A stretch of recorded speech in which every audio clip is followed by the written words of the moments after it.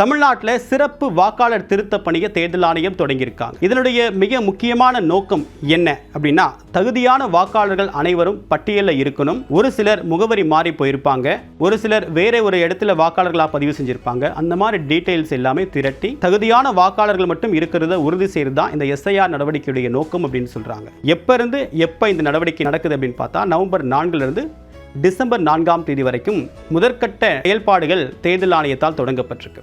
இதில் என்ன செய்வாங்க அப்படின்னு பார்த்தா, ஒவ்வொரு வீட்டுக்கும் பூத் லெவல் ஆஃபீஸர் அப்படின்ற ஒரு அதிகாரி ஒரு ஃபார்ம் எடுத்துகிட்டு வருவார். அந்த ஃபார்மில் என்ன இருக்கும் அப்படின்னா, உங்களுடைய பெயர் ஏற்கனவே ஓட் லிஸ்ட்டில் இருந்தால் இப்போ அந்த டீட்டெயில்ஸை கொண்டு வந்து உங்ககிட்ட காட்டுவாங்க.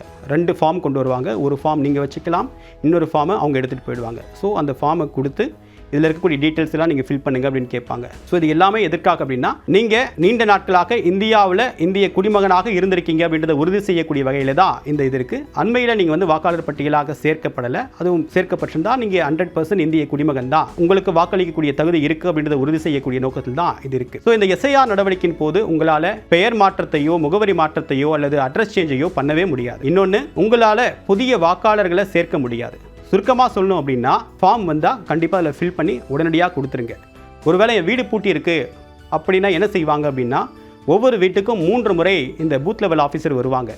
வந்து இந்த ஃபார்மை உங்கள் வீட்டில் கொடுப்பாங்க. வீட்டில் யாருமே இல்லை அப்படின்னா ஜன்னல் வழியாக வீட்டுக்குள்ளே போடலாம் அப்படின்னும் தேர்தல் ஆணையுடைய வரைமுறையில் கொடுத்துருக்காங்க. ஸோ வீட்டில் பூட்டி இருக்கக்கூடிய வீட்டில் கூட அவங்க போட்டு போகலாம் அப்படின்றது தான் தேர்தல் ஆணையம் சொல்லக்கூடிய செய்தியாக இருக்குது.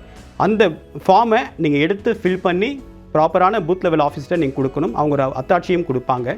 இந்த டாக்குமெண்ட் எல்லாம் நீங்கள் ப்ராப்பராக கொடுத்தீங்க, இந்த ஃபார்மை நீங்கள் ரிட்டர்ன் பண்ணி அதில் முழுமையான தகவலை பூர்த்தி பண்ணி ரிட்டர்ன் பண்ணிட்டீங்க அப்படின்னா அதெல்லாம் சரிபார்த்து உங்களுடைய பெயர் வரைவு வாக்காளர் பட்டியலில் வரும். ஒருவேளை ஃபார்ம் ஃபில்அப் பண்ண முடியல, இந்த 30 நாள் அவகாசம் போயிடுச்சு அப்படின்னா அடுத்த 30 நாட்கள் அவகாசம் தேர்தல் ஆணையம் டிசம்பர்லேருந்து தராங்க, ஜனவரி வரைக்கும் இருக்குது. ஸோ அந்த மேல்முறையீட்டு வாய்ப்பை நீங்கள் பயன்படுத்திக்கிட்டு உங்களுடைய பெயரை அந்த வாக்காளர் பட்டியலை கொண்டு வந்து சேர்ப்பதற்கான முயற்சிகளை நீங்கள் மேற்கொள்ளணும். அப்போ என்னென்ன ஆவணங்கள் கேட்பாங்க அப்படின்றது இன்னும் முழுமையான ஒரு கிளாரிட்டி இல்லை. ஒருவேளை நான் வெளியில் இருக்கேன், ஆன்லைன் மூலமாக பண்ண முடியும் அப்படின்னா voters.eci.gov.in அப்படின்ற இணையதளத்தில் உங்களால் இந்த டீட்டெயில்ஸை இந்த ஃபார்மை ஃபில் பண்ணி அப்லோட் பண்ண முடியும் அப்படின்னு சொல்லியிருக்காங்க.